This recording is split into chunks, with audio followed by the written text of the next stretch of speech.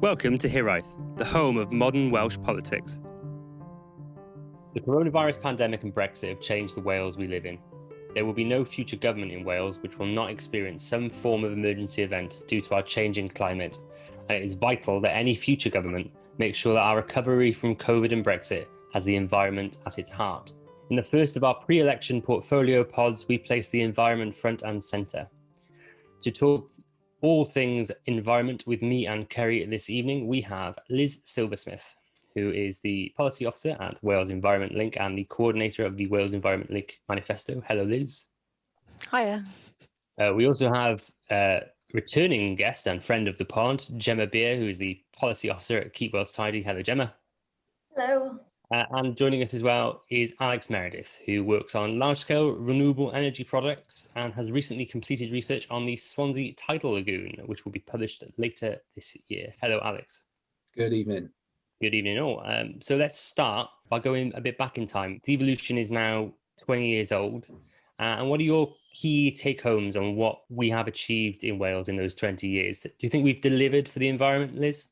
Well, I think we've certainly delivered a lot of legislation around the environment, which is more than you can say in some areas. The Welsh Government in the last term, once it had proper primary lawmaking powers, we passed the Planning Act, the Environment Act and the Wellbeing of Future Generations Act. But I do think that there is a slight, we have a wonderful, incredible set of natural resources in Wales. And I think there is sometimes a push and pull between how much we use and exploit them and how much we protect and revive and restore them. And a lot of what Wales Environment Link has been working on is how we do that both post-Brexit and post-pandemic.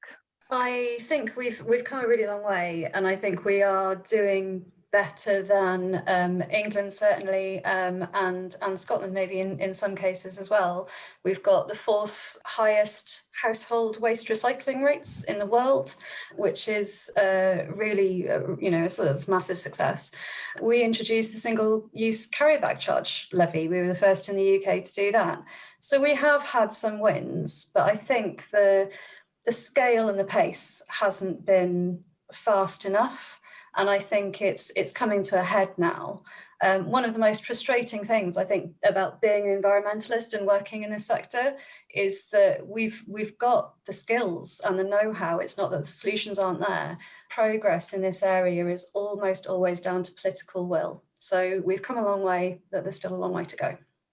There's been some really exciting successes. So few people know it, but the first commercial scale offshore wind farm was built in Wales in 2004. So we were, and I know this phrase is overused, but world leaders. And whenever people talk about, where Wales can really lead the way, we have led the way in offshore wind, which is now a global industry that's booming. And Wales has a part in that boom and was where it started. But I think the story, similar to the others, is that we've made good progress, good things have happened, but we haven't quite got into our stride and capitalized on all the opportunities that are available. So, for example, despite kicking off the offshore wind industry in the UK, Welsh Government was less than enthusiastic about more offshore wind development in Wales, and there were difficulties in delivering projects after the initial phase. So, and onshore wind, we've seen similar challenges, and there is reticence. There hasn't been a full-throated push towards sustainable development, which, let's remember, was in the original devolution settlement. But yeah, I agree with Liz that the powers and the legislation, the policy has taken probably 10 or 15 years to properly come through and provide that platform.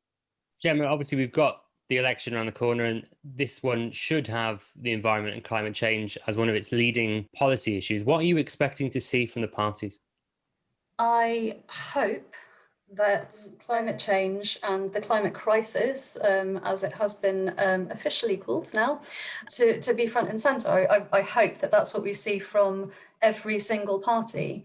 However, I think it's probably likely that it's going to take a little bit of a backseat because of the economic recovery from COVID. I would personally urge all parties to consider the economic and environmental progress as being utterly synonymous. You don't get one without the other. It should be a green, recovery. That's how we kind of get back to a new normal, or a kind of sustainable Wales. So I would hope to see it front and centre, but I wouldn't say I'm necessarily expecting it from all parties. Well, I think there's going to be a lot of good ideas, probably pictures in manifestos of wind turbines, possibly trees, I suspect, and that's all nice to see.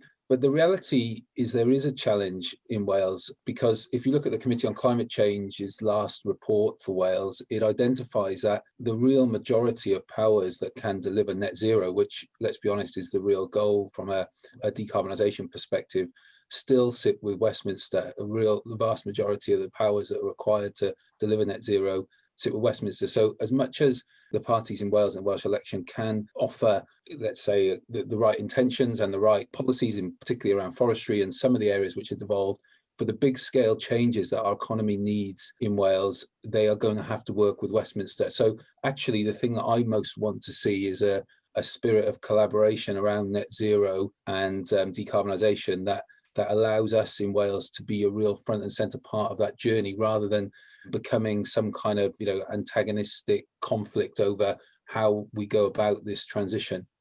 Liz, you've got the Environment Link Manifesto, so I'm sure you'd like to see that implemented in full. But what do you think we're going to see?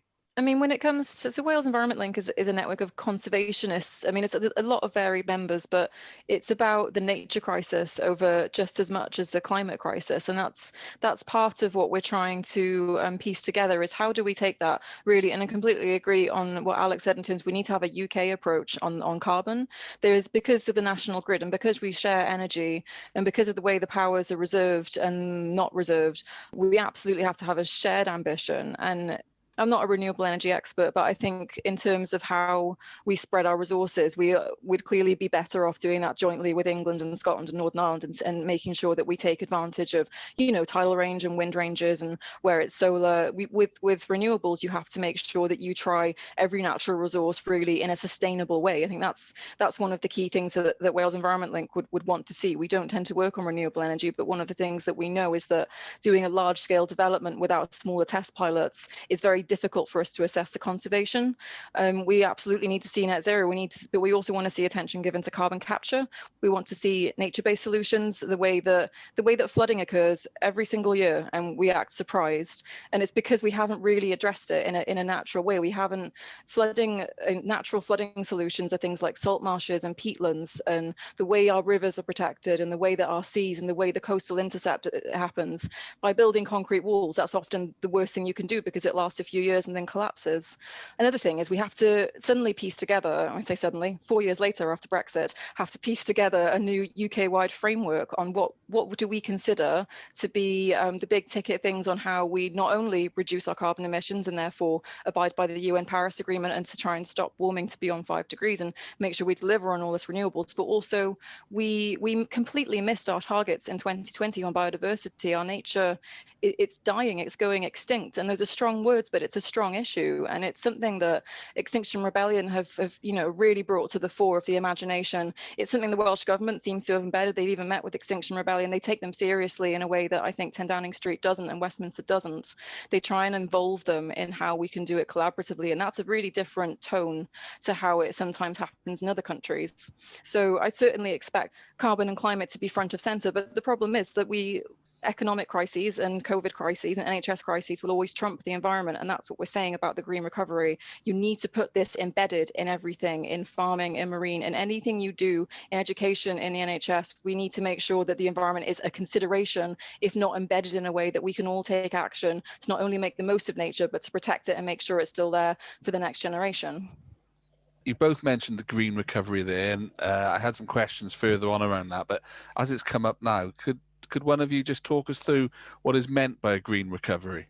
Essentially, the Welsh Government narrative has been on building back better and restoration and rebuild. And there's also been a little bit, because the report came a few weeks after the main Welsh Government report, I fear that it's sometimes missed out, but there was also a couple of very good reports from Natural Resources Wales and Welsh Government. It was commissioned by the Minister to Natural Resources Wales to say, how on earth do we deliver this green recovery? How do we take urgent action? How do we rebuild this differently? A lot of work is going on behind the scenes, and it's feeding into ministerial work and some budget allocations and how you stabilise the sector. But what we actually mean when we talk about the green recovery is we mean whole scale change. We mean we can only talk about it in a Wales sense, and as much as we'd like to talk about it in a UK sense, sometimes it's hard to figure out how much influence and how much the future of UK cooperation. We don't really know until the internal market bill's passed as to how that relationship will work. But I think in Wales, the urgent things we need to do in this arena is we're still dealing with Brexit. We need to replace the common agricultural policy. We need to make sure farmers still exist and their farms and their rural income is sustained. But we also need to make sure that if we're going to do that, and if there's going to be basic payments paid by Welsh Government, that there's an absolute environmental standard. And what we've been calling for as Wales Environment Link, or WEL as we go by, is a public goods system, which Labour government has promised and Plaid have said they are open-minded to, but are clearly more sensitive to it. And that, I think that will be one of the top environment concerns when we go into after the election. Completely agree with everything that Liz said there. I think there's a danger of kind of separating, when we talk about the green recovery and when politicians talk about the green recovery, it's a kind of an environmental add-on to what is fundamentally an economic strategy to replace jobs. That's not the case. I think the green recovery has to be fundamentally intertwined with the social justice and equality agendas. And much of the foundational economy, especially when we talk about farming and fisheries and a lot of land management skills, links very much directly into the foundational economy.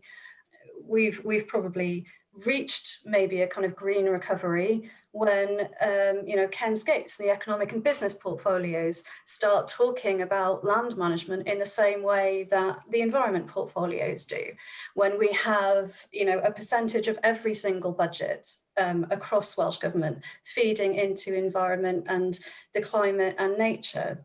And I think there's also, I wanted to say something a little bit about the kind of some of the language that we use. We use the words crisis, we use the words recovery, we use the words emergency, and there's a kind of it's kind of like a fire. It gives you the picture that once you've put out the fire, then you can all go home. You might have a bit of rebuilding to do. You might need to get on the phone to the insurance company, but the immediate danger is past. That's not the case. What we're talking about is a kind of a forever commitment. Like a marriage. We need a political kind of contract with nature and how we use the land, and we need that to be forever, a new commitment from everybody, by everybody, in terms of how we use the land we use and what it's for and who it's for. And it should be for people and wildlife and the economy, and we can make that work. And that's broadly what we mean by a green recovery. And I think we'd also like to see it take this, it sounds like a terrible phrase, but to take advantage of the pandemic and the silver lining of the fact that there is actually a moment of pause, there is a moment of clarity. A lot of these discussions over how we approach these things, like for example, transport and active travel seems the most obvious. The way we approach that, all of a sudden, this space has opened up, literal and physical, and in policy discussions that traffic isn't on the road right now, and if we knew a pandemic was coming, I surely think that governments would have thought, well, maybe we should redecide how we do our infrastructure while nobody's using it. I mean, there is a physical opportunity and there is a window of opportunity that will pass in a few years' time, and there will be a political decision to be made. And I do say it's political because it's about leadership. It's a national, global, huge pandemic. It will be a political decision, and it will be up to voters to decide if they think this is a priority for them, as to how do we just try to go back to normal, or do we build back better? Do we put these systems in place that actually embed a sustainable way of being? I think, thinking about a green recovery sometimes, and I think the points we made are really valid around the natural environment.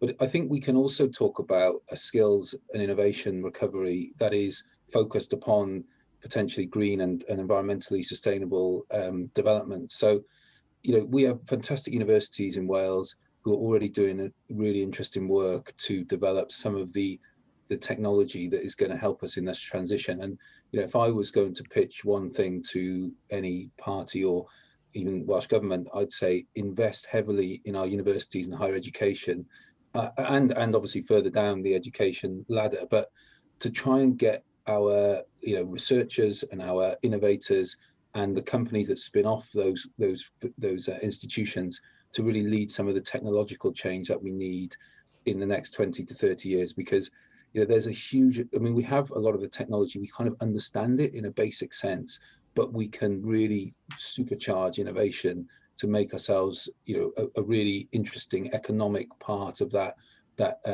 transition that we're trying to achieve. So I know that there's brilliant work already going on, but getting our universities and higher education sector completely focused, well, not completely, I'm biased, but on environmental change and decarbonisation, it could be a fantastic kicker for the economy. We've been working with WELL, and we also have a paper on green jobs for a just recovery. And there is a lot of room in Wales for that green innovation and for entirely kind of re-skilling the population to be geared up to deliver a green recovery. That is a very, very long-term plan. So it's not just the universities, and I completely agree with what you're saying, Alex.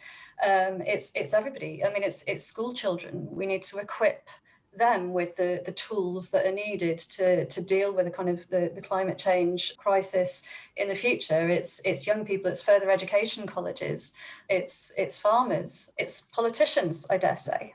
And one thing, though, just to add to perhaps a note of a little controversy into the mix, is that we do have to engage private capital in this journey, and quite substantial amounts. So most estimates think that the investment needed would be, well, let's say the Committee on Climate Change is talking about £3 billion a year by 2030, and most estimates say up to 2/3 of that will come from private capital.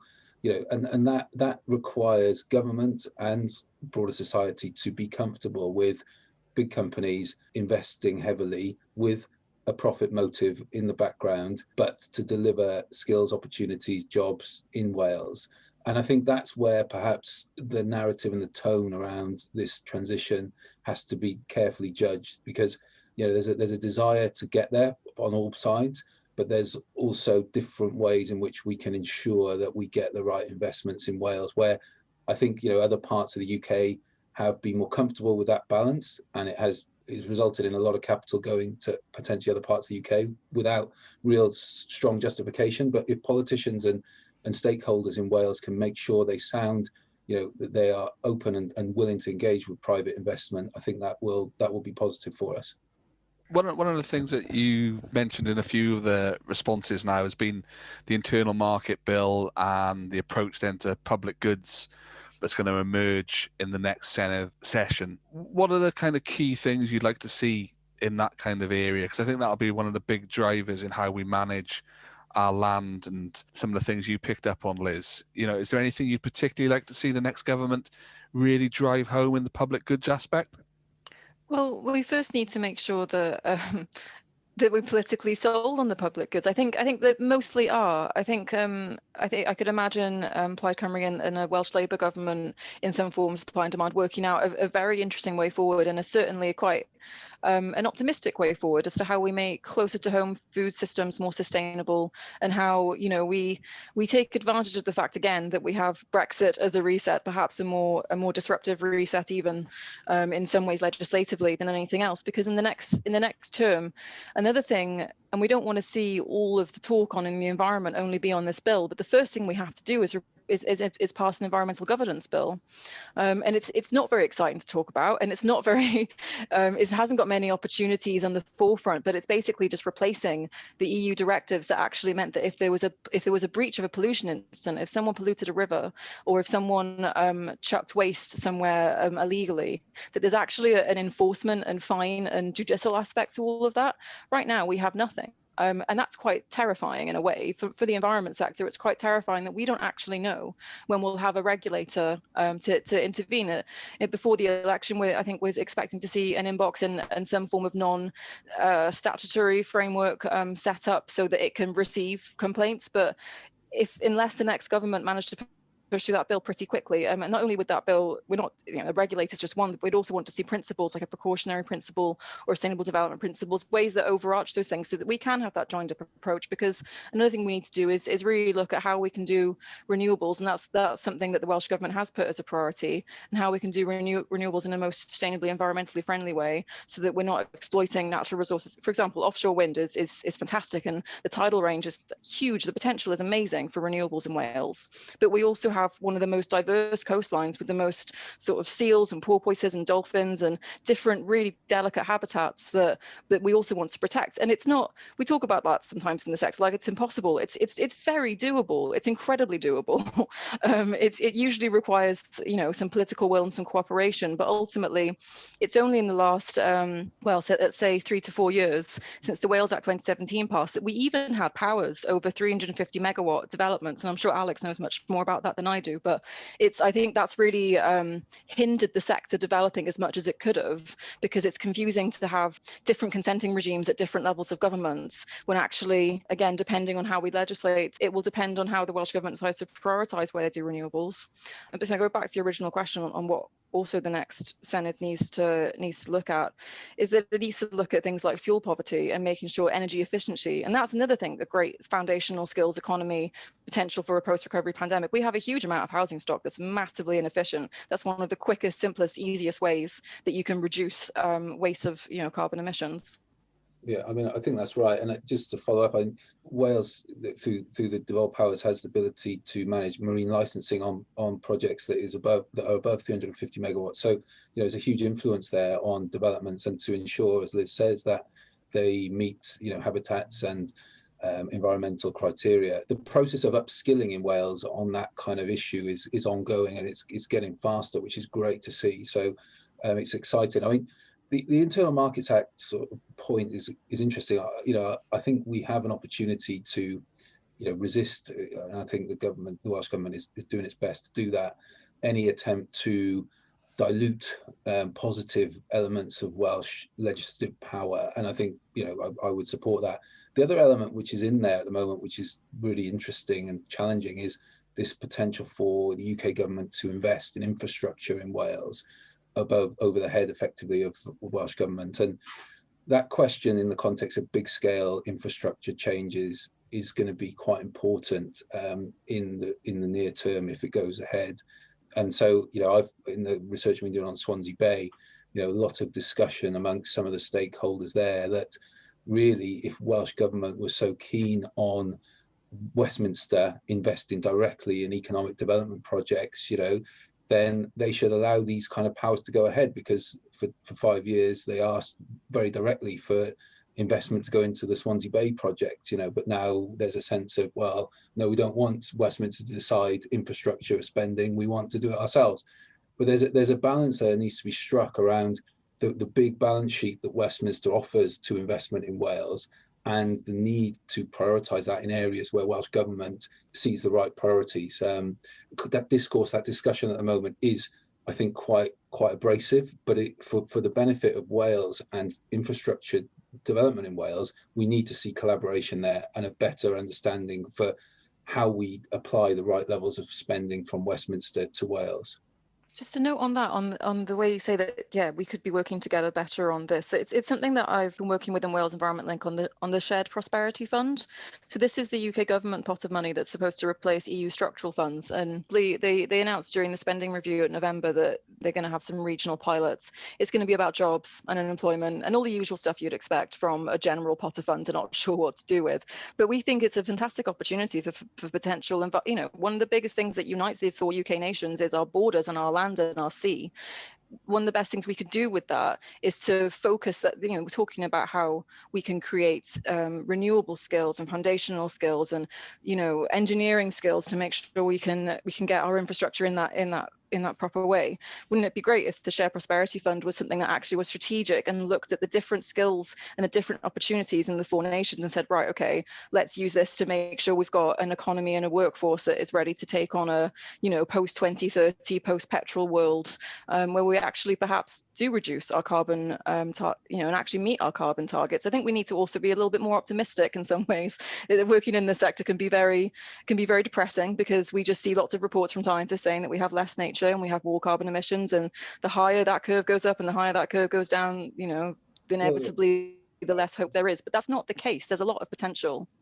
I mean, I think that's right, just to sort of follow up on that point quickly. But the funny thing is that if you look at the narrative that's coming out of Westminster and the Conservative government at the moment around investment in decarbonisation, it's very, very strong. And actually, you know, it's leading the conversation, despite in some cases people would assume a Conservative government would necessarily take that narrative forward. But then the way in which the Internal Markets Act conversation is being led in the Welsh Conservatives appears to be around the relief road and the ability to deliver a road building project.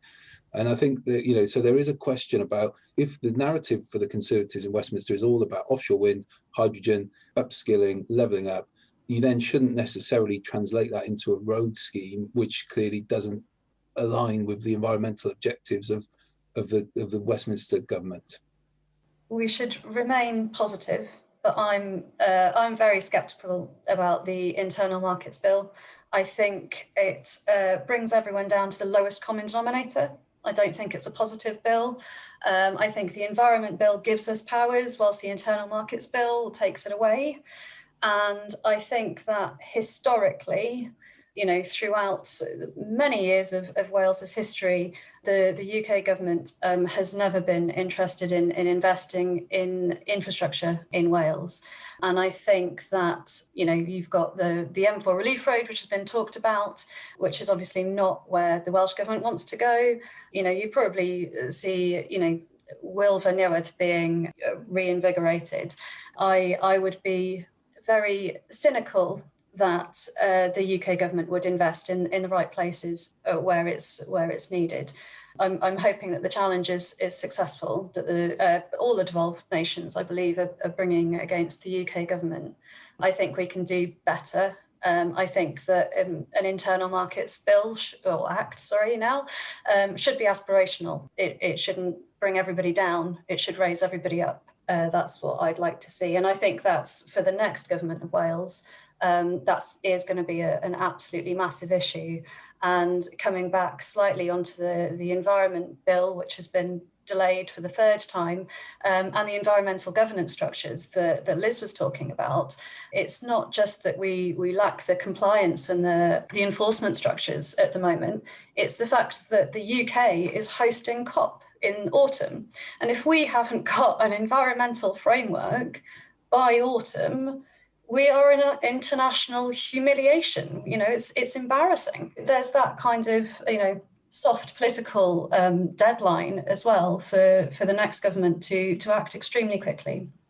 You've all mentioned tidal lagoons and Oilva at some point in your answers, or at least one of them. It seems every time that Wales gets a big energy project, it never really goes too far. Do you think that the tidal lagoon projects and the nuclear plant projects are dead, Alex? In a word, yes. But firstly, let me challenge the assertion that we don't get the projects, because Gwynfor Moor, when it was built in 2015, was the second biggest offshore wind farm in the world. But as I said earlier, there were aspects of that which weren't embraced, let's say, by Welsh Government and perhaps Wales more generally. But let's turn to Wilfa first. I mean, I think the cancellation of that project was not a surprise, but it is a problem. It's a problem not just for the very local factors around employment, skills, investment. It is a problem for our energy system if we get into the next 10 or 15 years without the sort of backup generation that the nuclear fleet can deliver. Now, there are solutions to that, and there are options and alternatives, but those options and alternatives require very speedy development and deployment if they're going to replace the amount of nuclear that is about to come off the grid in the next 10 years. Now, Wilfa and nuclear generally is a very, very expensive and difficult choice to replace that. And we've seen that it can't be delivered currently under the current policy regime.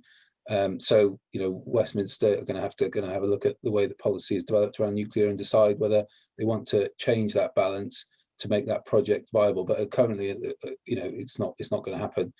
But as I say, that I think is a problem.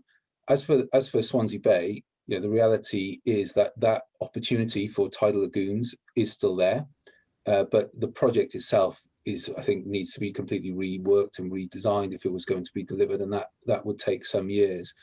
But it does require, again, a different policy package. So the way in which the government had approached this with a kind of cheapest solution only market auction process doesn't suit lagoons, doesn't actually suit nuclear either, and it requires bespoke policy to understand what are the drivers, what are the support mechanisms that would make that work. But currently, within the policy framework that we have, it doesn't appear that lagoons will feature, and the Committee on Climate Change hasn't included lagoons in their, in their projections of the future, but they have included nuclear. So to get to net zero, currently very difficult task, would include nuclear on the basis of the Committee on Climate Change's projections. The Charles Hendry review in the UK government essentially said that there was an excellent opportunity for lagoons, but he recommended that the Swansea one be a pathfinder. And I think some of the issues arose and that the UK government was so pushing the value for money argument that they said, okay, we'll give us proposals for 4 to 5 more. And that's, well, for a big new large scale multi-million and 10-year investment, you can't just chuck them all over Wales. You need to actually take these things seriously and make it a crux. That could be an economic crux of the whole Swansea area. It would transform the way that industry works and the way that power was received around there. So I think, yeah, I could definitely see there could be a Swansea Pathfinder in future, but I think we'd have to be in a very different environment where Welsh Government had real autonomy over the sorts of projects. Because the thing is, they just don't have the financial levers. They do have borrowing powers now, but they don't have the same financial levers that the UK government has, and neither do they have. They have marine licensing powers, and they have planning consent powers, but still the way the grid works and the way companies work here is that it's not necessarily geared towards creating this sort of project and making it work. What about Wilver, Liz? Well, I don't see it happening under Mark Drakeford, because he's basically said that he doesn't really see it happening and doesn't want it to happen. I find it quite interesting. I did see on Wales Politics Live the other day that they had an interview with Llyn Medi, who's the leader at Anglesey, Ynys Môn Council, and they have the space and the infrastructure and the gap, but I don't think they necessarily want to see it be, they want to have a big energy infrastructure and they want to see an energy island. But does that have to be nuclear? I mean, there's, again, another potential for tidal stuff there. I would caution that I'm not saying this remotely as Wales Environment Link, because, we're actually quite concerned in areas where there is really valuable wildlife and marine wildlife and seabird migration paths. I mean, we've got birds only flying around certain types of year, but if there's certain things in the way that change those things, we want to do all the appraisals and all the careful precautionary work that you want to do, but it's kind of squished, not only because of economic concerns, but also because there's a certain sense of urgency and rapidity, like Alex was saying, like these projects take a long time. A lagoon could take 10 years. We almost don't have that time. So we want to develop renewable technology, but there's also the argument, I suppose, that some would say we need to decarbonise in ways we already know how and with technologies we've already tested. I'm speaking personally, but I hope that Wilver Noeth is dead. I'm not a fan of nuclear energy. I don't think it's not a long-term solution. It's a short-term solution. It's not renewable, even if you can argue that it's clean. And the argument for investing in nuclear power is economic. It's not environmental, I think, as I would see it. But I do hope that there's scope for a tidal lagoon, and certainly tidal energy, scalable tidal energy projects all around Wales and indeed the UK. We've got to kind of, if we take a step back from the kind of the politics of it all, we are looking at a world which is in real crisis here. We're looking at, extremely finite resources. We are going to run out of oil. We know that this kind of transition is desperate and it's urgent, and it should have been done years and years ago. We could be 100% renewable energy by now. I don't know if anyone's read Naomi Klein's This Changes Everything, but there was a report that she talks about in there where a group of experts said that if the whole world wanted to convert to renewable energy, if they had the political will, it could be done in 5 years. 5 years, that's the entire world. What we saw in this country, so not forgetting, obviously, that the scalable projects are really, really important, but the community scale and the micro scale is equally important as well, especially for somewhere like Wales, where you've got a lot of houses which are off the grid anyway. And obviously, David Cameron cutting off the feed-in tariffs has killed that industry. There's a lot of small-scale hydro companies, for example, which have closed down, and it's not acceptable. They were a fantastic incentive. They created jobs, they created clean energy, they created skills locally. And I think that's kind of the political noise kind of focuses on these really big projects.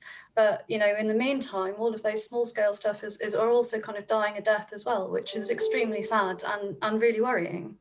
Can I just add something on about the projects, particularly nuclear and tidal, in that the current framework is for them to be paid out of bills, effectively on the whole across the UK. That people are effectively paying for these projects by their electricity bill, and that does create a challenge when projects are more expensive, whether that be nuclear or lagoons. And the question I think people need to think about, and policy makers need to think about, is around, is that the right model for technologies that potentially are good for decarbonisation, but we don't want to see people in fuel poverty made worse off as a result of the transition, or for companies, particularly large industrial companies in Wales, to be turned off or in fact to leave because their energy bills have increased substantially. So I think there is a question about that model for some technologies, and that's what I mean about policy. And I think we're seeing this now, that the UK government are a little bit more comfortable with interfering, let's say, in markets and being a little bit more strategic about investments. And that could be really positive, and that dynamic and that atmosphere could help realise projects in Wales in a way that perhaps was more difficult in a pure market auction basis. I'd completely agree with that, Alex. I'm on the board of a housing association in Wales, and the decarbonisation agenda of Wales is very largely focused on housing and decarbonisation in the housing sector, house building, but also energy efficiency. And I think housing associations in Wales and ourselves are quite worried about the cost that they're going to have to bear in order to deliver the decarbonisation agenda. Are they going to get funding for that, or is that cost going to be put on tenants? I'm a tenant of a housing association as well, so maybe I should declare an interest. I think that's one of the areas I want to touch on, is how do we get the environment into the wider kind of portfolio mix? So, and often it's a siloed kind of approach from government. How do you think we can break that down and ensure the environment is, a major aspect of all new policies coming through in the next session? I think in some ways it depends on how the election goes and how the voters demand for that to be front and centre. I just wanted to bring up the fact that, of course, 16 and 17-year-olds can vote in whether this election happens in May or in the summer, but they will be able to vote.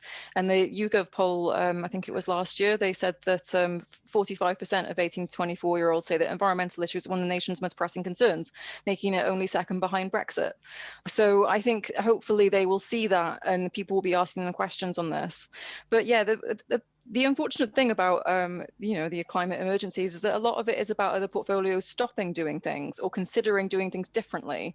And that's a very different ask to saying, here's a pot of money, can you do some green infrastructure on the roads? That'd be great, cheers, hedges and edges, lovely. But that's not going to tackle the whole thing. Like it's great, and I don't mean to criticize the way that Ken Skates or Lee Waters have been progressing this, and Lee Waters particularly on the active travel front, due to his background at Sustrans, has been very interesting. It's about saying that if you're going to bail out a business, maybe consider, is it a sustainable business? If you're going to bail out energy intensive industries, consider how you're going to get that energy. It's difficult conversations to have in certain portfolios, and certainly when it comes to housing and local government, the scale is huge, from recycling to to fuel efficiency, to energy efficiency, to the way we build our housing, to the way we construct our cities and towns. I mean, do we make sure that people can all get the train in, or do we make sure people can drive in? Those are all political decisions. I mean, one of the things we've got in our manifesto is to embed green prescriptions properly, because I think that's something we don't often talk about, how the environment and the health portfolios come together. But to me, that's one of the most unfortunate opportunities not taken hold of yet, and we hope to be pushing on this more in the next term, is the way that mental health services is very poor in the NHS. And it's not the NHS's fault. They're, of course, a physical health providing organisation. They have to put physical health first. But we think that the environment sector could have a role in creating these green prescriptions and making a sort of community and a society in which we prevent mental health becoming worse, rather than only reach people at crisis point. pop them on prescription drugs, and perhaps we can afford some form of a psychiatrist or GP. But that will be a really interesting area to embed. And we also want to see children in eco schools better embedded. We've got a new curriculum coming up. This is a fantastic opportunity to make sure that this new curriculum does things differently, does things perhaps like other European countries, where they teach the citizen responsibility parts differently, and teaching things like a GCSE in farming or natural environments. Something as simple as that, to say to people, this is actually a possibility. You don't just have to go to university and study this thing. You can actually learn some practical skills. We're talking about a national nature service, and the way that we could perhaps use a citizenship element of making sure that people are given the opportunity. It's a great time, a citizenship sort of argument in post-school, between school and college, university times, to learn some basic skills, to do some work with NGOs on restoring, building fences, restoring fields, making sure that wildflower meadows are planted. It's a great job if you can get it. We're talking about investment in those sorts of economies too. So I think it's not difficult to make it go across portfolio, but it is difficult for the government perhaps justify politically when the voters' immediate concerns are going to be, please stop flooding my house, please make sure I don't get COVID, please make sure that Brexit doesn't make all my food bills expensive. We've got to get to the point of how this actually affects people, and ultimately politicians are there to make sure they get voted in next time, or to make sure they satisfy the political will of having got there. So we have to make sure that people understand how this can benefit them, how they could, if there was more of a focus. I mean, Mark Drakeford's been a very interesting First Minister and an incredible environmentalist in many ways. The way he denied the M4 relief road, not just on economic grounds or not just on devolution grounds, he rejected it on environmental grounds. It's sad that it takes until 2021 to get here, but it's a world leader that's actually, a country leader that said, no, the wetlands are too important to build a big road. This road isn't necessary, there's other ways we can do it. He started a commission, and Lee Water's been working on active travel and making sure that we actually do remote working hubs, something that England's been very quiet on. Do we want to go back to offices and cities and the way we commuted before, and cars and trains and public transport? Or do we want remote working? And the Welsh Government's been very good on that. They've got a consultation on remote working hubs right now. They don't want people to go back to the office. They want people to think about how they commute, think about their carbon emissions, to think about how we can restructure and do things differently. I think there's a concept in delivery in government of gripping an issue and ensuring the public understand that it's being gripped and delivered. Although I recognise, Liz, there have been some notable achievements. The question of whether Welsh Government has a grip of the green transition, the decarbonisation journey, the net zero journey is, I think, questionable. And the only way that I think you can deliver that kind of grip is by having the top level commitment absolutely front and centre, with the First Minister delivering on this agenda personally. And I think we see that in Westminster, in the way that, surprisingly, I think for a lot of people, the Conservative government in Westminster has transitioned towards a very front and centre delivery of the decarbonisation agenda as being the top level priority. That is, I think, necessary. So this 10-point plan that Boris Johnson has issued may seem, a little bit, old hat, but actually, when you have the top politicians say, "This is what I want, this is my agenda," and asking the government to deliver on it, that is helpful. So something like the problem with the 10-point plan is that it doesn't follow through on any of it. Well, I think that's true. That the time will tell. I mean, we're only a couple of months in, and we'll have to see whether we do see delivery. But I mean, from my perspective, the energy white paper that's come out of Bere since that plan was released has 27 different consultations and delivery processes that are now underway. We will see whether it works. But the reality is, unless you have the top person saying, "This is what I want to achieve," we will not get there. And in Wales, that requires the First Minister to take a grip of this agenda and deliver it along a plan, whether it's 10 points or 5 points or 3 points or however many points we want to see. That's the only way I think that will be taken forward, because it cuts across a lot of different issues. And there's no point in trying to say that there's one minister with responsibility across those different portfolios. It has to be the First Minister, and they have to be utterly committed to it. Whether or not we get that in Westminster, we'll find out. But at least the top level commitment is there on paper so far.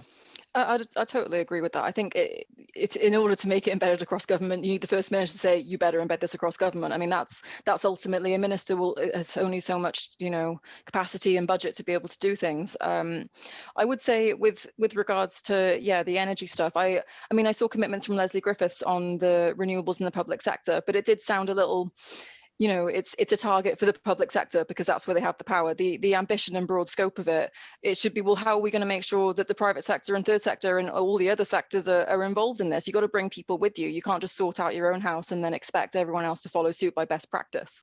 Denying the M4 relief road does not fix the environment. It just means that the Newport wetlands are still a lovely place for people to visit and see wildlife and make sure that birds can actually use the structures around there. But I think there's been certain commitments like a national forest, which in terms of environmentalists, like national forest is fantastic. It's on up there with the Wales coastal path as a, yes, that is a 10-15 year plan that we can really centre and use as hooks for conservation action, and something you can get all councils around and the people around. And that's not just a silo public sector thing, but because of COVID, we haven't seen that progress or with as much, you know, as much oomph as you'd expect. Who do you think in Welsh Government has a grip of the environmental agenda or the decarbonisation agenda? I think Leslie Griffiths has a good grip of it, but I think it's too much for a Senedd of 60 Senedd members. I mean, I'm going off topic a little bit here, but I think the powers have come in the last few years, and unfortunately an institutional memory takes time. I mean, it's irritating, but if we want to have enough Senedd members that can actually hold government to the fire on this and say, okay, where's our climate change targets, where's our nature targets, where's our plan, how are we going to make this a priority, we need to think about how the Senedd actually places as a priority. And we should be having the programme for government from Welsh Government soon, so we'll certainly see what they think is a priority in the next year. I'd like to suggest that we technically already have the structure in order to embed it through the Future Generations Act. You know, I think I mentioned earlier that, you know, success, you know, for the environment and green recovery is every single budget holder has the environment and prevention and long-term kind of sustainability principles as part of their budget that they have to ring fence for these kind of, you know, the environmental elements and the improvements and the green element, if you like, of whatever portfolio they hold. I actually think that this Welsh Government and indeed a lot of the Assembly is made up of quite a lot of individual members who are environmentalists. There are a lot of people in the government and in the Assembly who, okay, they might not understand, you know, all of the ins and outs, you know, who does? But they are certainly, you know, kind of committed to the environmental challenges. I think in Mark Drakeford, we've seen it for probably the first time in a First Minister, and that has had a really positive impact, you know, so far in quite small ways. But, you know, he hasn't been in for that long.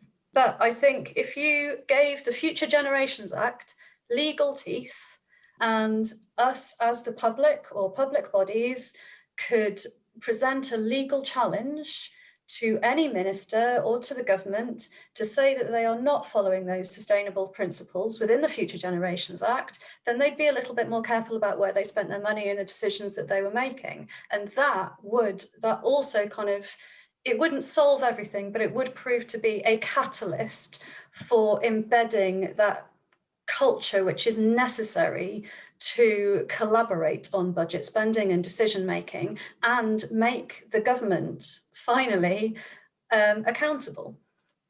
How do we feel the Future Generations Act has gone in terms of delivering its objectives? You know, is the next Assembly term really when it's going to come into its own? I think there's a question as to how that fits with the environmental governance bill, because there's been a task force that's produced a report on this in different ways that would have to amend our existing legislation to fit this around. But the regulator and the way the future generation, it has to be brought together in some way, because otherwise it's not going to fit together, and there's no point in having piecemeal legislation when we, you know, like Jemma says, we already have that framework, we already have the well-being goals, we already have the carrots, we don't have any stick to actually enforce those well-being goals and make sure that, I think there has been a public sector shift, and we certainly see, you know, every Welsh Government document framed around well-being goals, and that is a step in the right direction. But the Future Generations Commissioner, I don't think she necessarily should be a regulator, and that's going to be up to the Senedd as to whether they have a commissioner function or a regulator function. A commissioner, you know, provides advice and political direction and reports and accountability, but a regulator really has to have the resource and the inspections and the actual independence behind it. You can't have a regulator that's close to Welsh Government, and by no means saying the Future Generations Office is, but if you're going to have a commissioner, do you then need a separate regulator? You can't just put it with Natural Resources Wales either. They have enough to do. They are a regulator, but they only regulate on certain things. And we also need to think about cross-border things. England and Wales have a very porous border in perhaps a way that England and Scotland do not. So we're much more likely, if we're going to have a pollution incident, down Offers Dyke, and it's come from an English farm, but it's the Welsh impact, or vice versa, we're going to need to have a structure that deals with that. So again, not very interesting things from an environmental standpoint. It's not drastically taking action on nature or climate crises, but it's that structure, it's that regulation that will actually make it prominent and make it a priority and make it a way of working for every Welsh government, no matter who's, no matter which party's in power. If it's in legislation and there's regulators already, then we've already got that protection in for the long term. One of the really nice things about the Act is that you can communicate it to the public. It's quite simple. You can read the actual piece of legislation and it's really easy. Theoretically, if the Future Generations Act was working as it should, we would have no need for other legislation. We'd have no need for this. We can just follow the Future Generations Act and go through those kind of principles. I like the fact that the Commissioner has felt like she can kind of take a stance on certain things. I think they've produced some very interesting reports. But I do remember 5 years ago when it came in, I remember saying that it would take around a decade for this to be kind of culturally embedded in the public sector. And if, for those of you who have worked in the public sector, could have told me at the time that I was probably underestimating that a little bit. So we're kind of halfway through that decade, and it's talked about, but it's far from being culturally embedded. If we could only give it teeth, if we gave it legal teeth, you would see a change. You would see that cultural change very, very quickly, in the same way that we all started recycling as soon as local authorities were threatened with fines when we, if they didn't meet them. Putting teeth on things does change things. It does catalyse efforts. And I'd really like to see that in the next 5 years. My perspective on this is it's too broad. It's too broad. It's too unclear as to the focus. I mean, I think I personally, and I think everyone I know, supports the ambitions of the Act. And we see in the context of decarbonisation, the Committee on Climate Change hugely embrace the principles and set out some agenda around those principles. It's great, but as a piece of kind of fundamental action driving legislation, it's too broad. And I think what we actually need in Wales is a much more kind of focused effort at understanding the data that's around on the transition that we've got to go through, understanding the detailed policy challenges that arise from that data, engaging with the public around the changes that we need to happen, and the sort of more active element in the real sort of decision-making frame, rather than a sort of defensive, framework, which is therefore not necessarily going to drive change, but is going to somehow, I suppose, give a frame to that change. We have the biggest challenge humanity's ever faced ahead of us, or at least we're in the middle of it. And what we need is something with a bit more detail, data-driven understanding of what we need to do next. Alex, you mentioned earlier the pitch, one thing you put for the next administration, and you talked us through that. But do you want to just mention a little bit more, all three of you, what your kind of one big pitch would be for the next administration? I think for my sector, the thing that we need to address is connectivity and networks. That in the electricity context, that is absolutely critical. So, I believe obviously transmission networks are not devolved. We need action there to facilitate offshore wind and other big infrastructure. But on a distribution level, we also need to go very quickly towards implementing charging and grid reinforcements in communities across Wales, so that they can see the benefits of heating and transport decarbonisation. Those issues are not moving anywhere near quickly enough. And if I can put in a pitch for wind again, if you put onshore wind in rural parts of Wales where it currently doesn't exist, you can get a deal going where developers are forced to invest in grid reinforcements that can benefit rural communities and help the most rural communities be at the start of that decarbonisation journey for heat and transport, in a way which, you know, hasn't happened for broadband, frankly. So we need to see big focus on the unsexy part of decarbonisation, which is the grids and networks.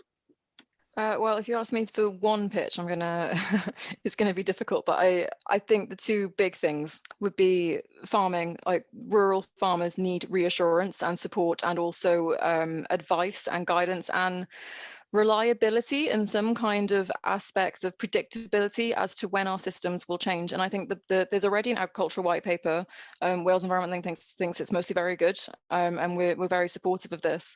What we'd hate to see is for this to be lost in a very political argy-bargy, when it's actually, this is about making sure that we're resilient after Brexit. This is making sure that we can still import and export without huge tariffs, and that all comes back to trade deals and Brexit. I hope very much that Welsh Government ministers and whichever parties may support or not any form of government, they take a mature leadership, country in crisis kind of mode of just like, we need some form of reliability and we need to know what people are doing. So the Welsh Labour said they'll do public goods, and we're very supportive of public goods. I mean, it's essentially ways to make sure that our water quality, air quality, our land, our peat, our carbon, all these things are sustainable. And we want to pay farmers as basically stewards of the land to not only do that, but to restore and to make habitats for wildlife and to make sure that nature corridors are joined up. It's a wonderful thing to be part of, and we think it's also something that will help rejuvenate the rural community and that maybe get young entrants into the sector. So it's not just older farms and trying to sell land on and trying to, you know, pass on and make sure that we keep it business as usual that we did pre-Brexit. We've got a great opportunity. The Common Agricultural Policy was not good for nature. It basically rewarded people with lots of money and lots of land and produced lots of food. And we know that economically, the most profitable and sustainable farm, you know, not only sustainable but profitable, is actually a small managed set of cattle and a small managed set of fields which are diverse and have different outputs. The second thing I'd say is post-pandemic actually reset our traffic, reset our congestion, reset our roads. All of the work is going on there. There's a raft of fantastic reports from the South East Wales Transport Commission, as well as the New Wales Transport Strategy, is Llwybr Newydd, the new path. There's really great ideas in there, and I really hope that the next government take action on that too and actually embed them and put them into force with councils, not doing it to councils, but with them. All of those things. I'd also say action in terms of climate change resilience, so actual actions, whether that's through funds or community, but also getting our environmental governance framework sorted so that we have regulation and compliance. And the challenge to the next government in Wales is getting that done before COP26 in autumn. So one last final question, and I'll ask it to you all in your sort of personal capacities. As we're looking at a Senedd election, what are your predictions for the result? My predictions are no more valuable than anyone else's, I should say, but they, I think the outlook is that Labour will continue in charge in some form, with perhaps some support coming from somewhere. We shall see. But I think we shouldn't underestimate, and I think it's easy to underestimate, that the potential for the result which reflects increases in Conservative support in Wales, which I think for the Twitterati and those that don't wish to really think too deeply on the real thinking that's going on in Wales, that's quite a difficult thing to comprehend. But I think we should prepare for that. It seems to me that that's the way this is moving in the next few months. Well, if I was going to put a bet on it, I would say it would be Labour minority government for sure, with either a Lib Dem or two. I doubt it, but a Lib Dem or two, or an implied supply and demand agreement. I mean, I've seen the articles come out on who would agree on coalitions, and it's usual they won't say before the election, but I think supply and demand agreement would apply for a couple of years in a minority Labour government. I'm going to be really optimistic, and I'm going to say I think we'll see very much the same sort of shape and numbers in terms of Labour, but I'm going to be optimistic and say that I think we might see our first Green Party Assembly member, hopefully. I would second that. I think then we may see one come through, because the way the regional weighting is, we do have smaller parties. I will say I don't think Abolish the Assembly are coming in, but I also say that optimistically. And on that optimistic note, thank you so much, all of you, for coming on the show. If people want to find you on Twitter, where can they discover what you've got to say? Jemma? I'm at Jemma Bere. That's Jemma with a J and then B-E-R-E. Liz? I'm on Liz Silversmith, all one word. And Alex? At Alex in Cardiff, because we're not allowed to go anywhere these days, so I'm always here. At least it's good for your emissions. Yes, exactly. If you've enjoyed what you've heard this evening, please don't forget to find us on Medium at HiraethBlogCymru, on Facebook at HiraethBlogCymru, and on Twitter at HiraethBlog. Thank you for listening to Hiraeth. If you like what you heard, please don't forget to subscribe, rate and review.